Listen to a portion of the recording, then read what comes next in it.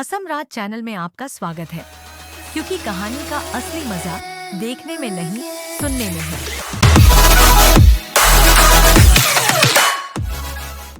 गांव के किनारे एक पुराना टूटा फूटा मकान था, जिसे लोग ग्रैनी का घर कहते थे। इस घर के बारे में कई खौफनाक कहानियां सुनाई जाती थीं। कहते हैं कि वहां एक बूढ़ी औरत रहती थी, जो बच्चों को पकड़कर अपने घर में कैद कर लेती थी। रवि, एक जिज्ञासु किशोर, ने इस घर के बारे में सुना और उसे चुनौती देने का फैसला किया। उसने अपने दोस्तों को साथ लिया, समीर, अनीता और मोहन। एक रात जब चांदनी रात थी और हवा में ठंडक थी, वे चारों ग्रैनी के घर की ओर चल पड़े। चारों तरफ घना अंधेरा था और केवल रवि की टॉर्च की रोशनी उन्हें रास्ता दिखा रही थी। घर के पास पहुंचते ही उन्होंने दरवाजे पर एक पुराना जंग लगा ताला देखा, लेकिन जैसे ही रवि ने ताला छुआ, वह खुद ब खुद खुल गया। घर के अंदर कदम रखते ही चारों तरफ एक अजीब सी ठंडक फैल गई।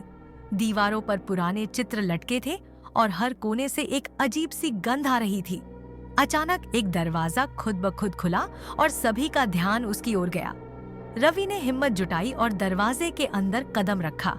वहां एक बड़ा कमरा था, जिसमें एक पुरानी कुर्सी पर एक बूढ़ी औरत बैठी थी, जो शायद सो रही थी। जैसे ही रवि उसके पास पहुंचा, वह बूढ़ी औरत अचानक जाग गई। उसकी आंखें खून जैसी लाल थीं और उसके चेहरे पर एक डरावनी मुस्कान थी। कौन हो तुम? उसने खौफनाक आवाज में पूछा।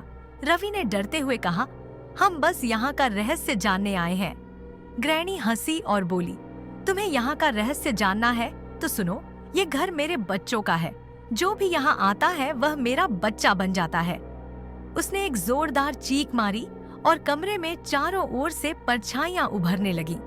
रवि और उसके दोस्तों ने भागने की कोशिश की, लेकिन दरवाजे बंद हो चुके थे। समीर ने दरवाजे को धक्का देने की कोशिश की, लेकिन वह हिल भी नहीं रहा था। अनीता ने खिड़की से बाहर देखने की कोशिश की, लेकिन खिड़कियां भी किसी अदृश्य शक्ति से बंद थीं।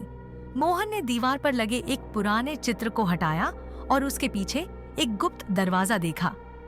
शायद यही हमारी बचने की राह है, उसने कहा। रवि, अनीता और समीर जल्दी से मोहन के पीछे गए और उस गुप्त दरवाजे से अंदर घुस गए। दरवाजे के पीछे एक संकीर्ण सीढ़ी थी, जो नीचे एक अंधेरी सुरंग में जा रही थी। चारों ने बिना सोचे समझे उस सुरंग में कदम रख दिया। सुरंग में चारों तरफ खौफनाक आवाजें गूंज रही थीं। कभी बच्चों की सिसकियां सुनाई देती, तो कभी ग्रैनी की डरावनी हंसी। सुरंग के अंत में एक बड़ा कमरा था, जिसमें चारों तरफ किताबें और पुराने खिलौने बिखरे पड़े थे। कमरे के बीचों बीच एक बड़ी तिजोरी थी। रवि ने तिजोरी को खोलने की कोशिश की, लेकिन वह बंद थी।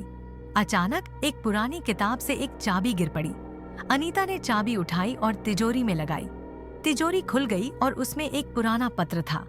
पत्र में लिखा था, जो कोई भी इस पत्र को पढ़ रहा है, उसे यहाँ से निकलने का एक ही तरीका है।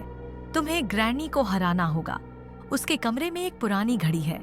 उस घड़ी को तोड़ने से उसका जादू टूट जाएगा और तुम लोग आजाद हो जाओगे।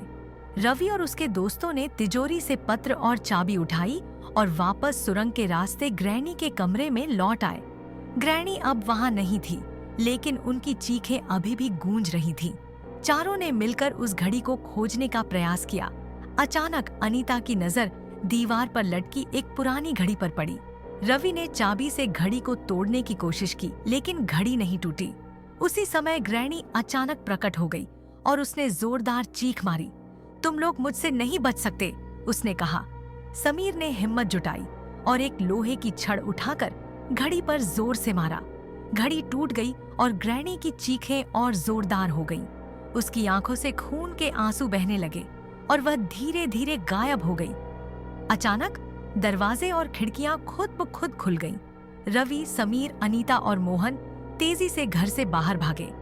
बाहर निकलते ही उन्होंने देखा कि सूरज उग रहा है और गांव में चिड़ियों की चहचहाहट सुनाई दे रही है। वे चारों घर की ओर दौड़े और एक दूसरे से वादा किया कि वे कभी भी ग्रैनी के घर की ओर वापस नहीं जाएंगे। गांव वालों ने उनकी कहानी सुनी और ग्रैनी के घर को हमेशा के लिए बंद कर दिया, लेकिन कहते हैं कि आज भी उस घर से रात के समय चीखें सुनाई देती हैं।